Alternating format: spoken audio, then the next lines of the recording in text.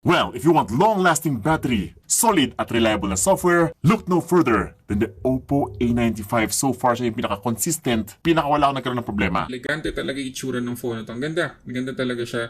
Mukha talaga mamahalin ng phone na to. Ayun lang, yung ating camera bump ulit ay naka-protrude. Medyo makapal-kapal. Pagdating guys sa kanyang display, meron tayong 6.43 inches AMOLED, 2400 by 1080 yung kanyang resolution na merong 409 ppi. Ang problema, 60 Hz lang yung ating refresh rate dito. Una sa lahat guys, aabot ng 800 nits yung peak brightness ito.